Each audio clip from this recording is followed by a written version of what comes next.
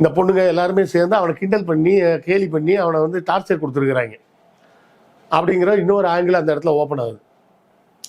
அந்த பையன்லேயே ஒரு பையன் கேட்பான், நீ பாப்புலரா, உங்க ஸ்கூல் படிக்கிற காலத்துல நீ பாப்புலரா அப்படிமா. இந்த பாப்புலர்ன்றது ஒரு பெரிய விஷயம் வந்து இந்த இன்ஸ்டாகிராம் இந்த சோசியல் மீடியா வந்ததுக்கப்புறம் ஒரு பெரிய சிக்கலாகி போச்சு. இந்த பாப்புலர்ன்ற விஷயத்துல தான் என்ன எந்த ரேஞ்சில் வந்து நிற்கிதுன்னா, இந்த பிரியாணி மேன் ஒருத்தன் வந்து நான் தூக்கு போட்டி சாவ போறேன், லைவ் போடுறேன், எல்லாரும் வந்து பாருங்கன்னு சொல்லி போட்டான் அப்படின்னு சொல்லி பிரச்சனையாகி அப்புறம் போலீஸ் அரெஸ்ட் பண்ணாங்களா.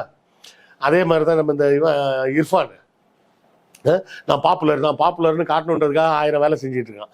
ஒரு பொண்ணு பலூன் அக்கான்னு ஒரு பொண்ணு, அதுக்கு பேரே பலூன் அக்கான்னு வச்சுட்டாங்க. சின்ன பொண்ணு, ஒரு 22 வயசுக்குள்ளே தான் இருக்கும். அது வந்து கமெண்ட்ஸ் எல்லாம் வாசிக்கிறேன் பாருங்க அப்படின்னு சொல்லிட்டு உள்ள வந்து பலூன் வச்சிருக்கீங்களா இல்லை அப்படின்னு சொல்லிட்டு தன்னுடைய மார்பகத்தை அமுக்கி காமிக்குது அந்த வீடியோலயே. அப்போ இதெல்லாம் எதுக்கு பண்ணுறாங்க? எல்லாரும் பாப்புலர் ஆகணும்னு ஆசைப்படுறாங்க.